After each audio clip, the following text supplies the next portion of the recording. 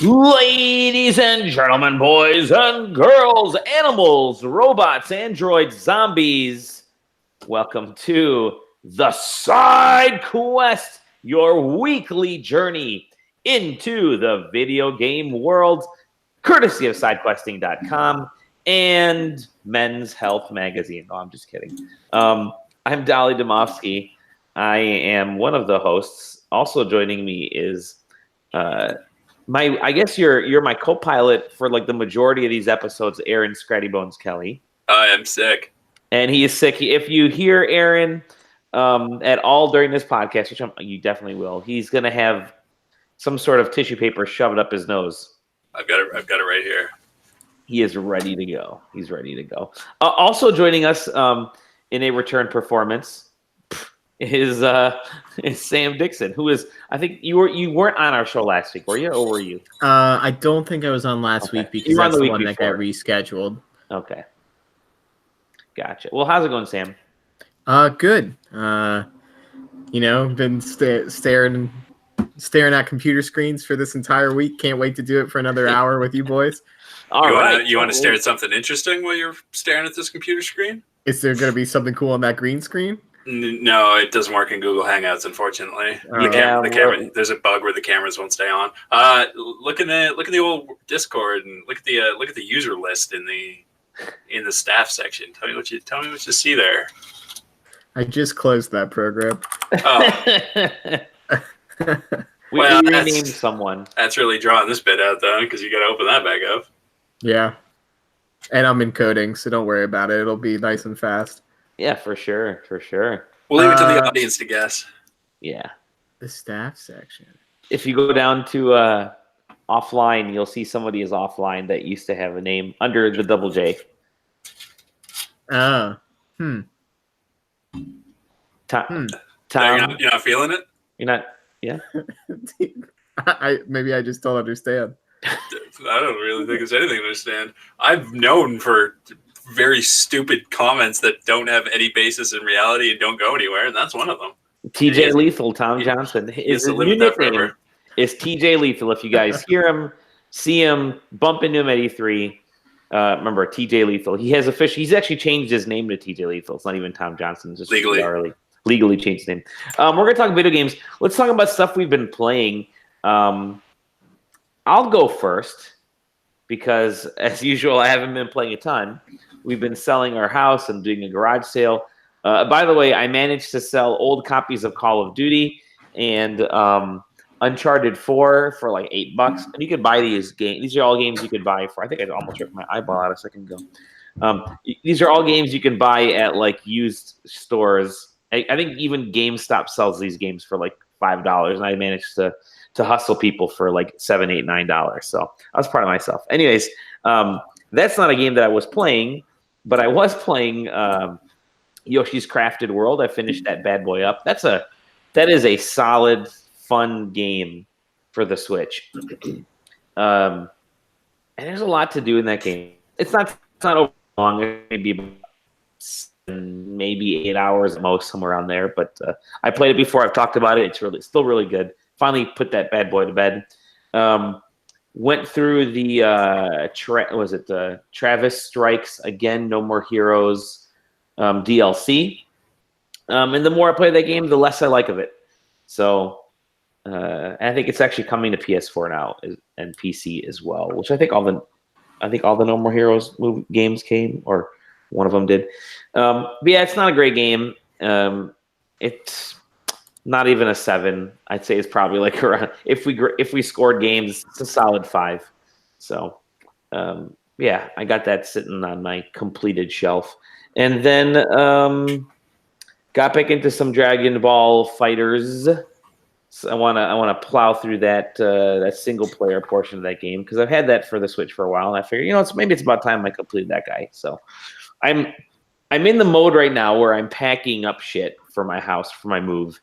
And I don't want to pack up video games because if I do, I just won't play them. They'll sit in the box, and it'll be a whole level deeper of my backlog that I won't get to. So I figured I'm going to put a hell of a lot of hours into gaming over the next few weeks here, and then just start selling games like crazy as much as I can whenever I complete one. So, Yoshi's Woolly World or Crafted World, Travis Strikes Again, and Dragon Ball Fighter Z will be that'll be the next one because I'm doing the single player and a bunch of online. I've mentioned it before. That's a good fighting game. That's a real good fighting game. You playing as Bardock? I am playing as Gohan. Actually, I really like Gohan, surprisingly. So, I'm maining him at the moment, but yeah, it's good. I like that game. Good stuff. Anything else I've been playing? I've been Pokemon sleeping my way through. I think it's basically it. Actually, Is that game out? Pokemon Sleep? No. Okay. I don't know anything about Pokemon, but No, not at all. Oh, I picked up a bunch of games. Devolver Digital has a sale today on the Switch. So I picked up a bunch. I played the Castlevania Collection, which is it's perfect. The Castlevania games, you forget how great they are, but they are great games. So pick those up. Pick that collection up. That's it. That's all I've been playing. How about you, Sam? What have you been playing, dude? My dude. Not too much. But I have been checking out Dauntless. All right. Tell me about this. Yeah, which is the free-to-play Monster Hunter game, if you want to put it that way. That Epic hosts on their platform. It's an Unreal Engine. It's got crossplay between all the consoles and stuff like that. And yeah, I mean, it's basically streamlined, simplified Monster Hunter. And I say simplified, but it's just different. It's not as like, they haven't had like 8 games to kind of establish like its systems and stuff like that. Like this is just sort of a shot at making that style of game. And so far it's not too bad. That's everybody I've spoken to about the game is enjoying it, oddly enough. I find that game just its existence as a console game very funny because like I feel like that game's been playable on PC for I want to say like 2 years now. It's been in early access and all that. And every PAX East ever. And it just seems like nobody has heard of it. And now that it's on console, people are playing it and loving it. They had giant signage for this thing over at PAX this year. It was all over the place. But yeah, now it's like it feels like it appeared out of nowhere because no one was really reporting on it. And they've been doing their darndest to send us press emails and stuff, but no one's been talking about it. Yeah, I had checked it out at PAX, not this last year we were there, but the previous year, and it was rough. Yeah. And like to be fair, at the time, I wasn't, I'm not sure if Monster Hunter World had been out yet. I'm not really sure I was into monster hunting at the time, but I just remember it not playing great. Yeah, I've played, a couple hours now, and it just seems like they have their combat system like flowing and having it clicking in the same way that Monster Hunter World did for me. And I think maybe that's what we're seeing is we're just seeing a lot of people that now that it's in front of them and they have the availability to play it. Because I think it was in a closed beta. I think it was one of those ones where you bought like a founder's pack, and then you were in the beta and you could play it. So like now that it's kind of open and free, like these people are getting experience with it. I know we're bringing in people that didn't commit to buying Monster Hunter World. They're finally giving it a try. If anything, I think it might boost the sales of Monster Hunter and that expansion that they're releasing, just because there's so many people that are now interested in that game type because there's finally like a free alternative to try it out. Yeah, totally. And apparently it plays like super good. Huh. Yeah, I think the like town, the like I'm not sure what they call it, the village, the Tower of Destiny, if you're used to that game, like this sort of area where you accept your quests and stuff. Like the frame rate's kind of rough on a base PS4, but on PC it's fine.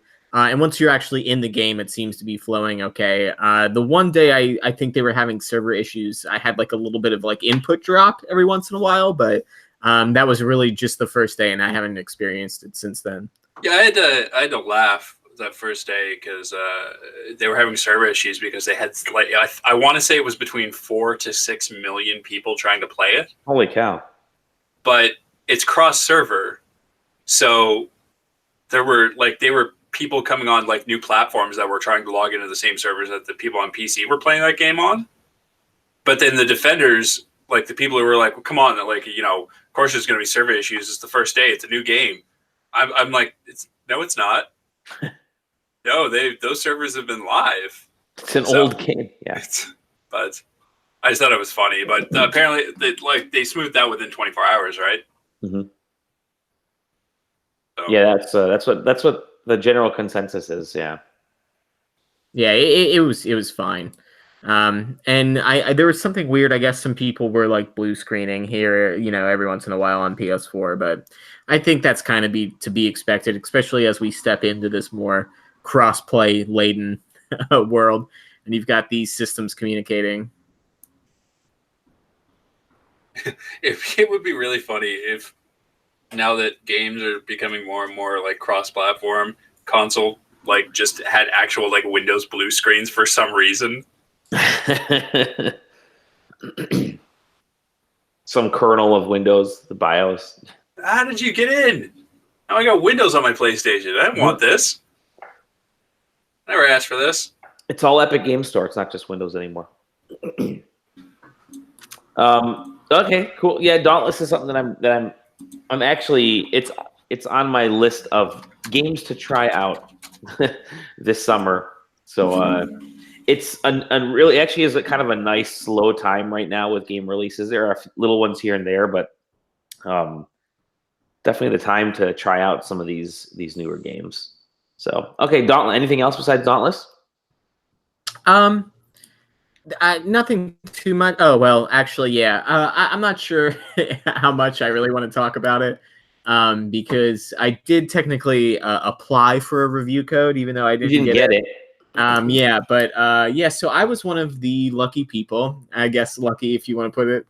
Lucky several thousand, apparently. Yeah, I received my copy of Persona Q2 early.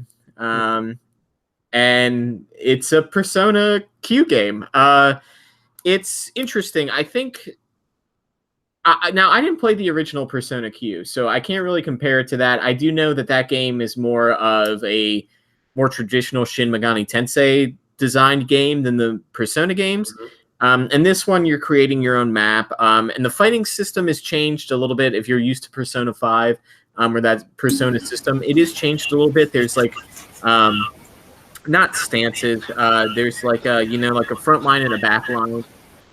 So there's some weird combat situations and some attacks that can splash to the back line, through the front line, or splash from the back line up. So there's some stuff that you can work on and put together with teams there.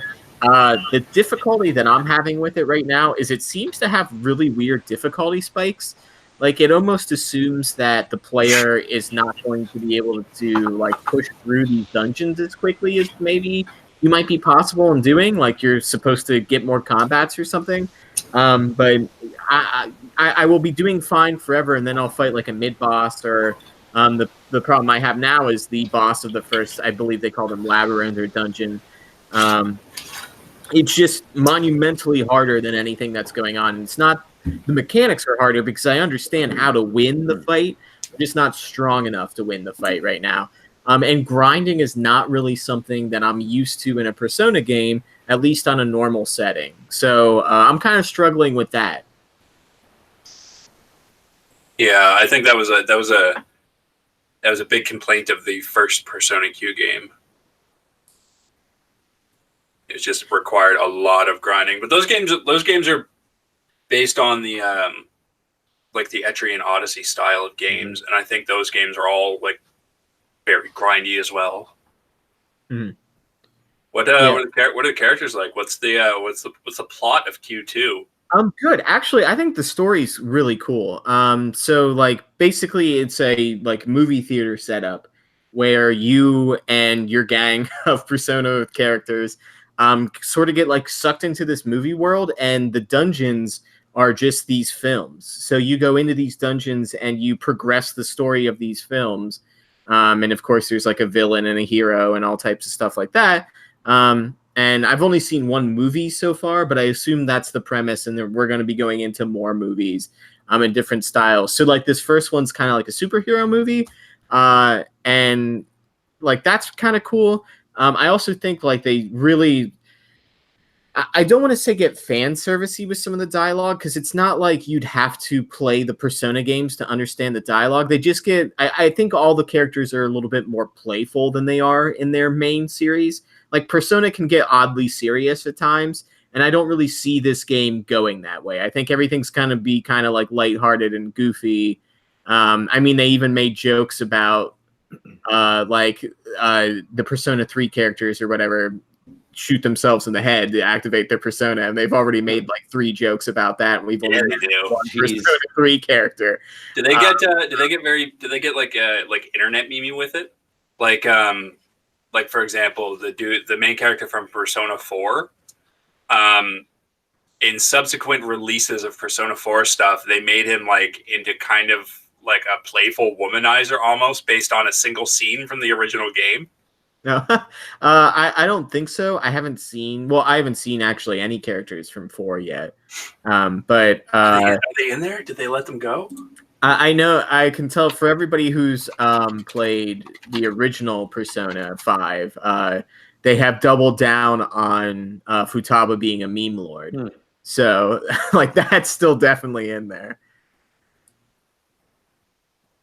Yeah, I guess apparently they're in there, so you'll run into them soon enough. Yeah. Oh, yeah. Yeah. So it's. I mean, it's good. It's so far. I was thinking about dropping the difficulty down to easy because I'm on normal. I've never really had an issue with a Persona game on normal, but I kind of just want to get through it for the story. As everybody knows, I'm a huge advocate for the sort of Persona spin-off series. Yeah. So the dancing games. Yeah, the dancing games. Persona 4 Arena is a really good game too. I just suck at fighting games. So I mean, I think it's worth it, especially if you're a Persona fan. Find your 3DS from whatever cupboard you stuffed it in. It's still there to offer you a decent game. Oh, speaking of 3DS, I just started playing. I'm jumping back in with another game. My office. It's gonna sound great. My office bathroom game is Luigi's Mansion for the 3DS. I realized I had bought that from Best Buy on like some price matching deal when it was like $20 somewhere. So I managed to. I was cleaning out shit around my house and found my 3DS. I'm like, oh yeah, I still had one of these things. And I'm like, oh look, and Luigi's Mansion is in there. I guess I should play this game. So started playing that. I realized I did not like the controls of the game. It's the original one that they put on the GameCube game they put on the 3DS. So, which is not a bad game. I'm like maybe an hour in, and it's not a long game either. It's only like a 5 or 6 hour game total. So probably like halfway through. But yeah, having a 3DS. I remember at one point when the 3DS was my favorite gaming device because that's you'd have it with you, and the graphics and visuals and gameplay was good enough for being on the go and just playing game whenever you want to, but that's been replaced by the Switch for sure. 3DS, rest in peace. I never owned one. Yeah, I don't think you need to anymore. I mean, there are a hell of a lot of great games, but yeah, and they're a nice little system. I somehow own 3. You own 3 or you've owned 3? Oh, no, I own 3. I still currently own 3. It's Nintendo has a weird habit of their handhelds. I don't even get like a newer version. Like we have one of the new 3DSs. Okay. But I have my like original that Zelda one they released for like a Black Friday like way back in the day. And then we've got like just one of the normal XLs. And then we were one of those people that scooted in on that like $100 new 3DS Black Friday deal that was like 2 or 3 years ago. Yeah, that's nice. Those systems how are. How big is the XL? Pretty big actually. The screen's maybe not close to the Switch, but like I don't think it's like any issue to see games on. Would you say it holds itself larger than a Joy-Con? Oh goodness. There's a lot of games on there, and if it's big enough, I might buy one. Is all I'm saying. I mean, it's not going to be comfortable, regardless. Not for you. Yeah, Aaron, it's not going to be comfortable, regardless. Not for you. Yeah, Aaron, not for you. God damn it, Nintendo. I have let's see, we have a 2DS in the house, like the Wedge. We got one of those for my daughter when that thing first came out, and then I had the original 3DS, which I traded up for a 3DS XL. Then I traded that back down to a new 3DS, and then I traded that finally in for a new 2DS, and that new 2DS is it's the best of the consoles, I think. It doesn't have the 3D in it, so the visuals aren't as great, but it's a hell of a great little device. It has the nub already on there, so I would recommend picking one of those bad boys up. Ugh, sorry about that. I'm yawning like crazy. It's one of those days. Okay, anything else you've been playing? You had a good list there. Oh, sorry, I forgot we were still talking about me about what we were playing. No, I don't. You're like, no. Yeah, no. Okay. That's it, as far as I know. You're like, oh, I'll end it there. What about you, Aaron? What have you been playing, my dude? Not a lot. I'm kind of in between like review projects right now. Yep. Okay. So I've just been playing RimWorld, really. I just kick that game on every day. Every time I turn that game on, I start over, start a new base. Play until I pass out. Play while I'm doing other stuff. Have it on on the side monitor. That's pretty much it. It's kind of nice. We need more games like that where you can just throw it onto a secondary monitor and let it, play in the background. Because I don't know. I don't have a second monitor for my laptop. I mean, I do, but it didn't really function very well. And I'd love to have it for my gaming devices, but was that? I just checked. I think I've put 100 hours into that since the last time I mentioned it on the show. Okay. So the nice thing is I can stream the PS4 to my Mac and my PC here, so maybe I can put it up on a secondary monitor, put some games on there. Cool. RimWorld is always good. You're usually playing like the biggest, most games out of any of us, Aaron. So we save you for last. And this week is like, no, I'm just playing RimWorld. Yeah, I mean, I could tell that story that I told you before we hit record. Yeah, let's do that. Go ahead. So you might find this funny, Sam. So I resubbed to Final Fantasy 14 because the expansion is coming up. He's back. But have you played Final Fantasy 14? I mean. Yeah, but for a week or two, and then that was it. So you remember the retainers, like the inventory bags you get basically that are NPCs or whatever? Yeah. So you get 2 of those, and you can pay extra subscription per month to get extra retainers, which is useful if you play a lot of the Gathering classes and use the auction house a lot. So I have 2 extras. I get a total of 4 retainers if I pay $2 extra on my subscription per retainer per month. And I'm fine with that. I could have up to 8 extra, but I don't want to go over $20 a month for a subscription. So I get 2. And I went to resub, and the way, because I don't have a credit card or anything like that, I buy a prepaid card to buy Square Enix's Krista, which is their microcurrency or whatever, like the real-time currency, and then use that to pay my subscription. And I did the math wrong. So I resubbed to Final Fantasy 14 and went to resub to both my retainers and resubbed to 1, and then had 49 less Krista than I needed to resub to the other retainer. And the lowest amount you can buy Krista in is $5, and the lowest prepaid card you can get is $25.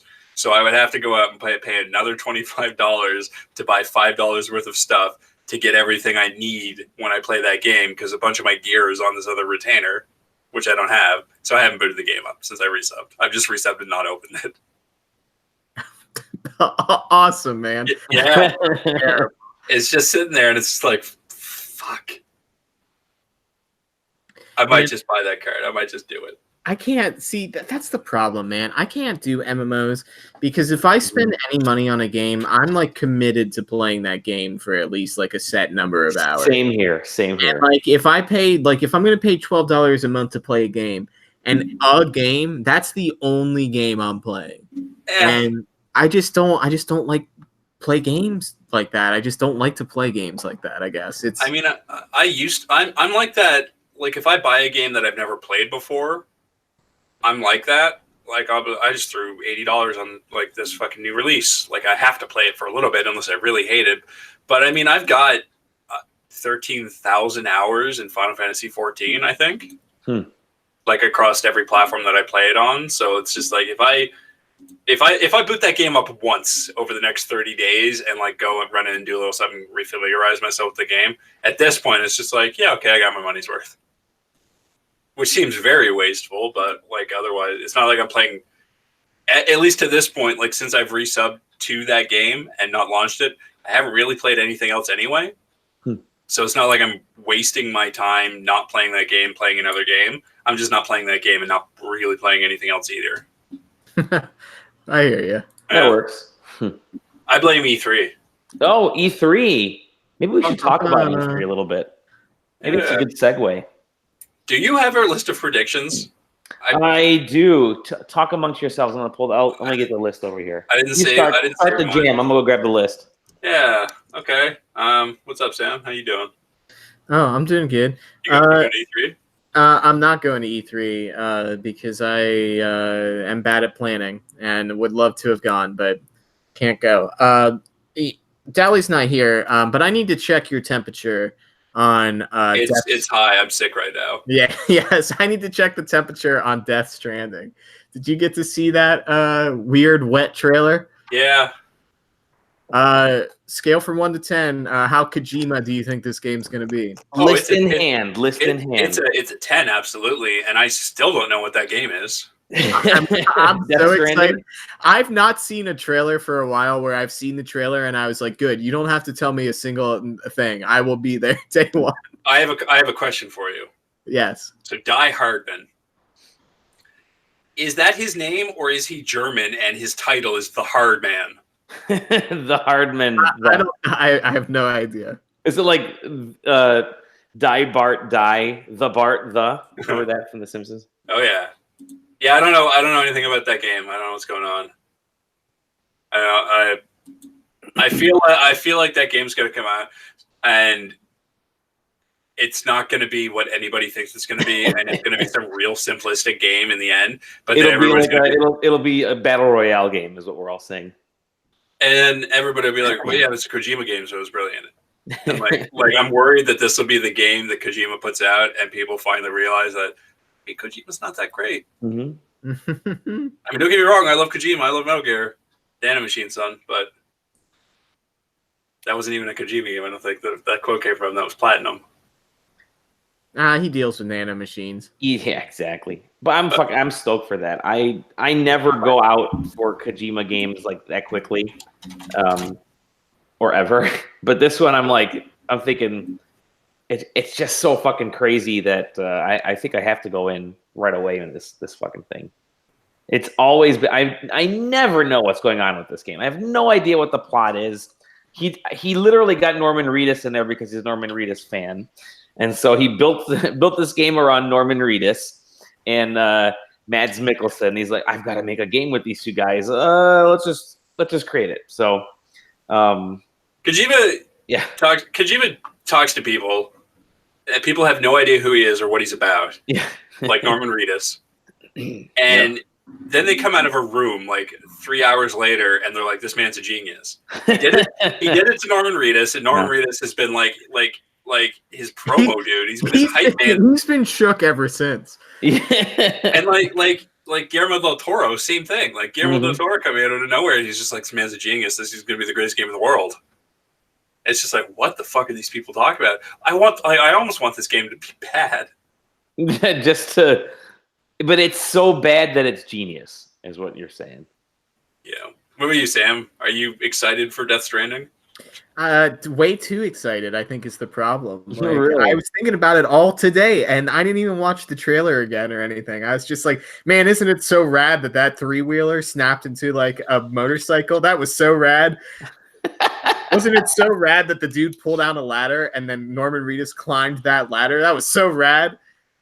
I don't know, man. I felt like a 3-year-old today, just so excited about like everything I saw in that trailer. The collector's edition comes with the baby. Fucking baby in the pot, and I know, and it's so dumb because listen again. I'm there day one, Kojima. Like I'll buy a special edition, but I don't want a child in my house. Let alone a statue of a fetus. I will not buy a special edition. Like that's not me. Like I don't buy special editions of games.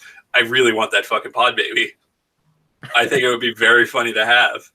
You know, I thought about it, and what I think I'm going to do is instead of buying a special edition of this game, go spend like, I don't know, like $20 in the Kojima store, which is just his company's logo on just about anything that you can think of. Yeah, that's Death Stranding. It has a release date, November 7th, 2019. November 8th, 2019? November 8th, 2019. November 8th. Did any of us guess that? No, none of us actually had Death Stranding on our predictions. I think I had it in my list of predictions I was pulling from, and I couldn't remember if it was one of the ones I used. That's why I was wondering. No, the ones you had were they're all Final Fantasy related, basically. Yeah, that's Final Fantasy VII release date, Final Fantasy VIII remake, and then the next Final Fantasy game. Yeah, I had Death Stranding last year. Yeah, I called it. I called that there was going to be a teaser last year, and then it was right at the end. Yeah, I don't know what that game is. Have you seen the necklace in the Kojima store? That's just a bunch of like weird nonsense math symbols. No. It's like pseudo dog tags, except each dog tag has like some weird formula on it. Of course. Because, sure. Yeah. I'll probably review that game. Yeah, I'm sure you will. It'll be another dad game that you review. Because there's a baby in there. It's got to be a dad game, right? Yeah, exactly. So I guess just we're doing the news now. I've got a bunch of little stuff. I'll hit the two bigger stories first. Sure. So Larian Studios, they're the studio that makes Divinity. They make the Divinity series, the original Sin series. Somebody noticed that their homepage changed to like a stylized 3, like a Roman numeral 3 on their homepage. It doesn't link to anything, and there's nothing else. And nobody knows what it means because it could either be Divinity 3, because that game hasn't come out. It could be Divinity Original Sin 3, because Original Sin 2 is really good, and that game could use a sequel. Some people are saying it could be Baldur's Gate 3. So they've the deeper story behind this is that the logo on the homepage, I think if you click around, it leads to a video teaser, and if you copy that teaser and paste it on another browser window, then it has like a bunch of metadata, and metadata is Baldur's Gate logo, Baldur's Gate logo, Baldur's Gate logo. So that's where they're thinking Baldur's Gate's from. Well, so I guess there was that, but when I was researching this, the other thing that it was way less concrete than that. People were saying that there was a listing elsewhere that mentioned Baldur's Gate, completely independent of this, and then the logo looks like the Baldur's Gate font. And then they were saying that on top of that, Wizards of the Coast is releasing or just released a Baldur's Gate source book. That's true, right? Okay. So they were thinking maybe it's a big Baldur's Gate push, and now Larian is doing the next Baldur's Gate, which could be cool. Yep. A Baldur's Gate game in the style of Original Sin 2. Like, I mean, BioWare's not doing anything. No. Obsidian's busy. Who else makes those types of like CRPGs? I don't think anybody else does. Who made Pillars of Eternity? Was that Obsidian?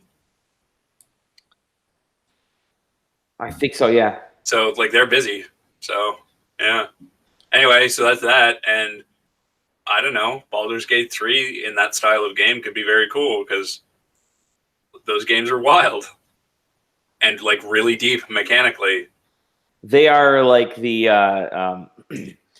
I knew of Baldur's Gate well before I knew of the Elder Scrolls games. Baldur's Gate was the PC RPG series, and there were only 2 of them. You know, there was Baldur's Gate and there was Icewind Dale, and those were both like the games everybody knew. And then like I don't think I'd even heard of Elder Scrolls until Oblivion. Yep. And that was on a console. Yeah. The other one's kind of sad. So Worlds Adrift is shutting down. Yeah. That had a cool premise to that game. I remember seeing it a bunch of times. Yeah, I wrote a preview for it. I wrote an early impressions for it. That game had like a physics-based grappling system on top of chop things down and build airships and explore floating islands of ruins thing in an MMO world type thing going on. That was very cool on the surface, but then, I mean, like, why? Like, what are you doing? Like, it's cool once you play it, but then, like, once you kind of clue into the idea that, like, oh, I'm just going to go check out this next island. Oh, this island looks cool, too. So your preview, your early impressions for this were written on May 26, 2018. So exactly 1 year after your impressions, the game gets shut down. So good job. Thanks. Mm-hmm. I'm a prophet. And the other thing that may have impacted this, and this is total speculation on my part, is that this was one of those games that would have been impacted by that unpleasantness between Unity and Spatial OS. Oh, that's right. That's right. Which didn't end up happening, as far as I remember. I think Unity backpedaled on their TOS change. But that would have been one of those games. And then I guess they just didn't have the player count to justify running like an MMO style game. Which sucks, because like the grappling in that game was amazing. There's a video out there somewhere of me and a few people flying airships like in synchronization, and then you just like see that from somebody else's stream, you can just see this little dot like doing circles around an airship, and it's me on a grappling hook building up speed to launch myself between everybody's airships through the sky. It was amazing. Yeah, you posted some of that in your hands-on. Oh, did I? Yeah, so. That's awesome. There's a video in there. What else we got? Final Fantasy 14. Speaking of Final Fantasy 14, they hit 16 million users ahead of the upcoming expansion. That's not concurrent users; it's lifetime users, so it's like 16 million accounts. But like that's big. Like people those numbers are still going up. So that game. How many? Do we ever know how many users were in Final Fantasy 11? Because that game is still going, right? Final Fantasy 11 is still. It's still live. There's no more content. It's still live. I don't think those numbers have ever been released. I don't think it was that many. No, probably not. But it's great to see 14. I mean, I still remember their big reboot of the game after like a year or whatever of. Mediocrity, right? They announced it. Did they announce it at like Gamescom or at something like that? E3? I don't think it was at anything. I think like they just announced that they were shutting it down, and then. Oh, that's right. And then they were just like, we're gonna fix it and send it live again. That might have been a Gamescom, actually. You might be right about that. That sounds right. Or TGS, maybe? Something like that. Maybe, yeah, one of those. I remember somebody on Sony's stage bringing it up. Yeah, I just think that's interesting. So I played 11, and I continue to play 14. And in 11, I didn't play it right away. It took a really long time because I was playing it on a PlayStation with like the hard drive and like the PS2 with like the big hard drive bay where they had to get a hard drive, and then the only way you could play was with a credit card. They didn't have time cards back then, so try to finagle that was a real pain in the ass. So by the time I could play Final Fantasy 11, like everybody had already like been out there grinding levels and like they were gone. And that Final Fantasy 11 for me was a lot of running around very pretty environments, never seeing another player. And in Final Fantasy 14, I could boot that game up right now and start a new character, and it doesn't matter what zone I would start in. I could run out of the city or run around the city, and there'd be players everywhere.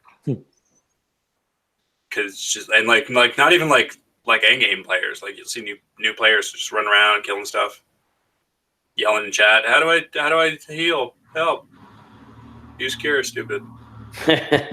Autocomplete in case you speak a different language. So anyway, that game, that expansion's coming up in July, I think, maybe. That game, Final Fantasy 11, I just looked up some stats. That game lasted like 14 years. Yeah, it did. And they finally gave it the old, goodbye back in 2015 with the last of the updates. So shit, I mean, this game 14 is way more popular. I could see this lasting like a full 15 years as well. Forever. Yeah, forever. That's right. Here's two quick ones. Sure. Beyond Good and Evil 2 live stream is going to be on June 5th, and it won't be. It's not coming to E3. Bethesda confirms no Elder Scrolls 6 or Starfield at E3. Oh, okay. I didn't know that, but I kind of figured that much. And then the last story I have on here, Fallout Shelter has a sequel. It's a PvP-focused sequel that was developed in China and is not coming to the West. Oh, shit. So there was a YouTube, some player with, I guess, access to a Chinese app store or something, saw it and recorded a bunch of video and made a big YouTube video about it. And somebody on Twitter asked Pete Hines about it, and he said, quote, "It was made in China for China." So there's a sequel out there, and it has PvP and team-based activities, and we can't play it. Well, there's I mean that they during that Pokemon press conference the other day, they also mentioned like a couple games coming to China, which are enhanced versions of their their Western and Japanese counterparts. So it's China's getting all the cool shit apparently, except for PUBG. They ain't getting that. You wave at people when they kill you, and they're in China. You wave at people. I think you vanished. What else you got? Because I got that's it. Nope, okay. That's it. That's all the news. Let's talk Call of Duty. They finally revealed Modern Warfare today, which bold is new direction for the series. Yeah, it's a bold new direction. They're calling it a reboot. I know people that have. I know Jake Baldino and a bunch of other folks were tweeting after the reveal about some of their hands-on impressions from last week or the week before. But it certainly looks good because they finally switched over to a new engine for Call of Duty. So that's going to be beneficial. There will be growing pains, I have a feeling, with that new engine, but it's finally new. And it looks a little bit slower, a little bit more tactical than the previous Call of Duties, which were just kind of run, gun, slide, jump, run, gun, slide, jump. Even that World War II one, which I did like, was still a bit on the faster side. And the whole go into a room, shoot up a bunch of folks, go into the next room. This looks like it actually has a little more methodology to how you progress, and they are including a full single player experience finally. It's been a couple of years, so it's good.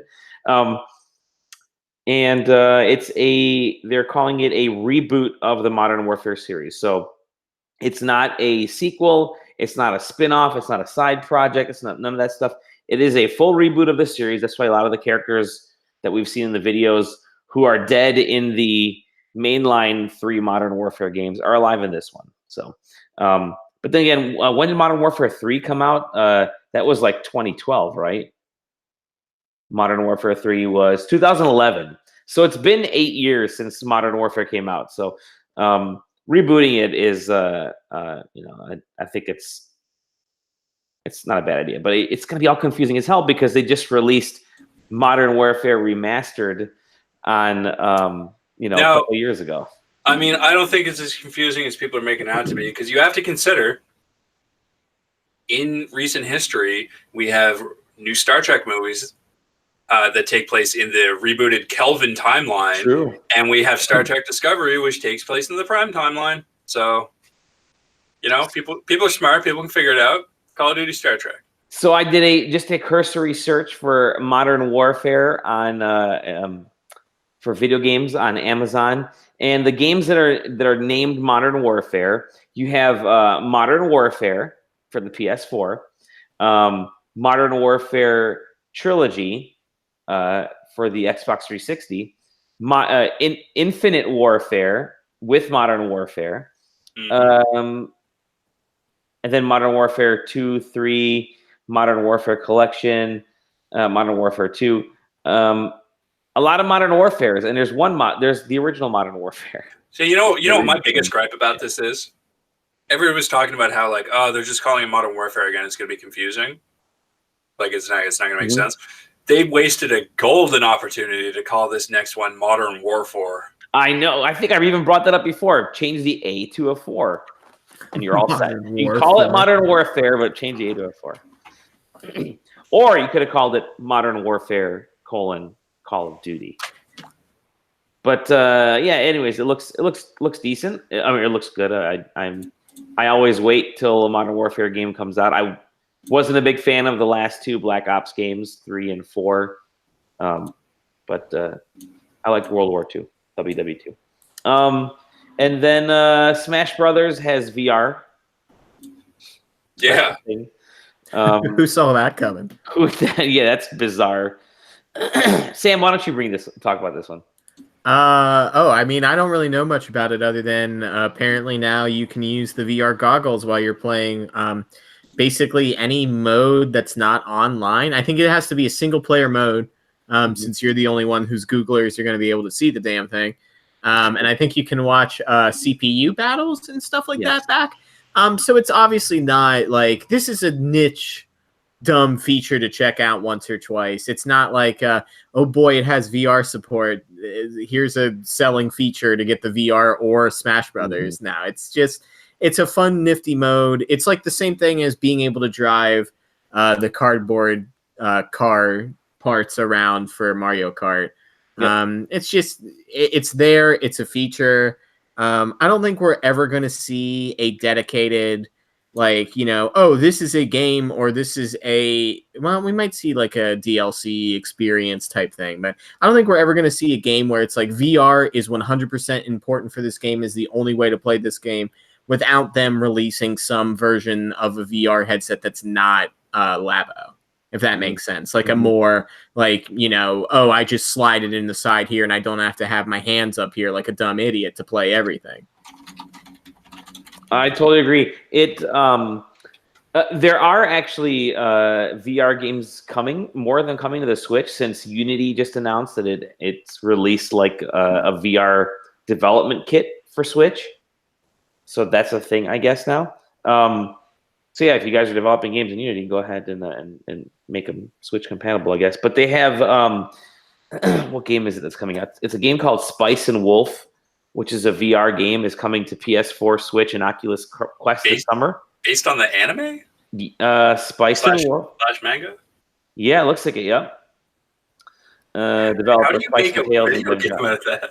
What's that? So how do you make a video game out of that? I don't know. It looks like you're petting people. Okay. Yeah, sure. Why not? It's a Fox girl, so. Yep. So that's coming. But the Switch is not a VR friendly system because it just doesn't have the firepower. So I'm really curious to see how it does anything. But one thing that does have a lot of firepower potentially is, speaking of E3 stuff, a couple stories here actually. You mentioned Beyond Good and Evil 2, but the Avengers is going to be shown. That's the Square Enix jam. Crystal Dynamics is going to be shown at E3 this year, and they're making a big old deal about it. So 4-player co-op. That's the rumor. 4-player co-op, Destiny-ish. That's the rumor I heard, was the whole kind of Destiny feel. But there's only kind of a set amount of Avengers characters. So what if they make Tony Stark's AI in his suit voiced by Peter Dinklage? Oh, that would be fantastic, because Peter Dinklage was in the Avengers films. He was in Infinity War, wasn't he? So that's true. He was the dwarf. Yep. So that's coming. That'll be kind of the major point of Square Enix's presentation. And then I'm trying to see, anybody have Avengers? Nobody had Avengers on our prediction list. I don't think anybody actually believed that it was gonna show up. And then Microsoft has 14. Their press conference is going to feature 14 titles from Xbox Game Studios. So that includes a lot of the new ones like Obsidian and whoever else they scooped up. But they all three Gears games. All 3 Gears games. Halo. You got 1, 2, 3 Gears games. Halo, Forza. Halo, you got the Master Chief Collection coming to PC. Yeah, they got Master Chief Collection coming to PC. So you got there's half of them right there. Stuff we already know. But there's definitely gonna be a few surprises. Scalebound is back, baby. Scalebound is back. I will say one surprise that we don't have is that what was I gonna say? Okay, I totally lost my train of thought. You already brought up the Beyond Good and Evil. There was something else I was going to talk about, whatever. Oh, Anthem is not going to be a part of the EA live stream. The game is crashing and burning. That game is crashing and burning. They did just announce their whole kind of Cataclysm event, but yeah, I don't know. That whole game was a Cataclysm at this point. Hey, it's a good one. That's it. That's all I got news-wise. Anything else? Anybody have any other news? Nobody? Somebody? What do you got, Sam? You got news? Tell me about your news. What do you got? I don't have any news other than I'm super excited for this E3, guys. Like it's I don't know what it is. I feel like every year when E3 comes rolling around, I get like, yeah, it's E3. Yeah, we're gonna get some cool stuff, whatever. The industry's dumb and stupid, whatever. And then cool stuff happens. You know, And like that's what I love. You know, like I enjoy seeing leaked things and seeing things earlier or whatever. Like that's cool, but I just love that sometimes they go and they drop nonsense that like it doesn't seem like anybody would be excited about, but it seems exciting. Like I think Microsoft last year coming out on stage and being like, "Yo, you guys love Gears of War. Let me tell you about these Gears of War Funko Pop. Funko. It'll be a Funko game. I can't wait for you to enjoy this Gears of War Funko game. You shoot plastic and salt in half. Awesome. I'm never gonna play that game, but that was rad that they announced that like that. Let me set up a mind picture for you guys. All right, so stay with me here. You know when you watch a Final Destination movie, specifically like the second one, and it opens with that scene where they're going onto the highway and the logs snap off the truck and like all the cars are getting hit. And then like a week later or something like that, you're driving and you go onto the highway and you're like looking around because you're expecting something to happen. And maybe nothing happens because, you know, why would it? That's how I feel going into this E3. I'm waiting. Yeah. I'm excited for E3. There's a lot of cool stuff that they're announced. And I'm just sitting here going, this feels like the one where something weird's going to happen, like something bad's going to happen. It is the weird one because no one's expecting much, which means something is going to fucking happen. And to give you guys an idea of why I'm already kind of bummed out that I love going to E3 as much as fucking work as it is. Why I think there's going to be more news than we know of is I'm getting booth tour requests from, let's see, Nintendo, Microsoft, Bethesda at their stuff. What is Bethesda going to have? Besides, Doom Eternal is up on the side of the fig. That's always like the big thing. It's Doom Eternal. Last year was Fallout 76, I think, right? Yeah. This year, Doom Eternal. That's one of their big games, but they're also showing the Wolfenstein stuff, and they're gonna. Or whatever. And then we have other stuff. We have predictions for them. So, but yeah, I'm getting a lot more requests this year, and I'm like, can't go. But I'm forwarding a lot over to Dan. So, hey, Dan, you're checking shit out for us. You're gonna go see Cyberpunk 2077. That's not coming out this year. Everything I've been told, all the rumors floating around is not coming out this year. So I need that game, Dally. Yeah, I need that game hooked right directly into my veins. What Last of Us 2 is coming out next year. I will say this: the tail end of this fucking generation is looking real good. The end of this year, the fall is already getting stacked up with some really fucking good games. Death Stranding by itself looks really awesome. You got the Medieval coming out, the remaster. You got obviously Call of Duty. You got Jedi Fallen Order. Then you're getting a bunch of Nintendo shit, which if they're showcasing they had their Pokemon press conference a couple days ago, which was Pokemon Put Me to Sleep. Crazy Nintendo. And they have their Pokemon Direct early next week or mid next week. It leads you to believe that Nintendo's going to put a bunch of shit up for the rest of the year. And when Animal Crossing, is that what they're going to talk to? They're not going to spend a half hour talking about Animal Crossing. So I think there's going to be quite a nice amount of reveals at all these events, and they're trying to pull as many people in as possible. So, every Pokemon game is like formulaic enough that even if you know nothing about Pokemon, you could hold forward and mash the A button and probably mango your way through that game. I think Pokemon Sleep might be the first game that I could not beat. Because I don't sleep Me neither. Pokemon Sleep. I like that. Pokemon Sleep is the first game I won't beat.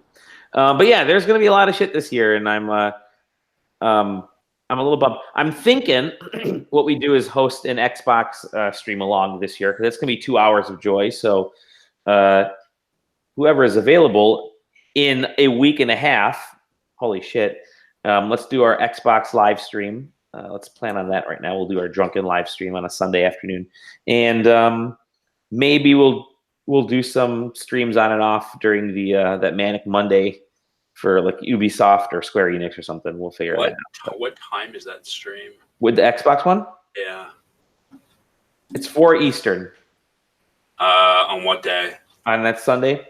On Sunday, I will be able to make the tail end of it, maybe. Okay. It'll be 2 hours. I'll be off work at 5 p.m. I'll be off work at 4 p.m. Eastern. Oh, okay. Yeah, you'll make the majority of the shit. Yeah. If you decide to, if you have on. Otherwise, it'll just be me. Yeah. No, I'll get there. I'll get off. I'll run home. I'll probably be on. Call it a half hour after it starts, probably. Nice. We'll figure it out. Hopefully, I'll be there. Hopefully, they have a pre-show and they're saying the start time is the pre-show, and then I'll get home and it won't have started yet. Perfect. Yay. Last year, I think Sam and I were actually in line last year when they announced Sekiro, and they announced their biggest shit like at the beginning of the thing, and it was like an hour and a half long presentation last year. Sam, I think you and I were like, we missed that first half hour because we were still in line.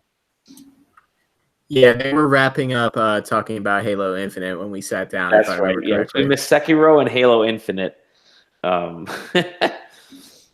good. All right. One of those games is out.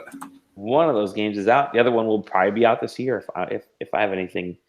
If I'm going to make choices. No, I take that back. I didn't have Halo Infinite. I had Halo 1 on Switch this year. But with that said, let's put I don't know what this is. I made a noise. I did this. Let's finish up today's podcast. Sam, you've been awesome as usual. Oh, I thank you.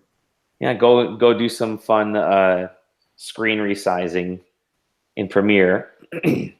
Hey, let's talk about that for a second. Yeah. Hey, when you guys go to a sporting event, and I say you guys in general to the listening audience, when you look at a screen, just know that that's not a giant television. That's not how that works. Nope. That's never how that works. And it's actually like way harder to get images on there that look normal.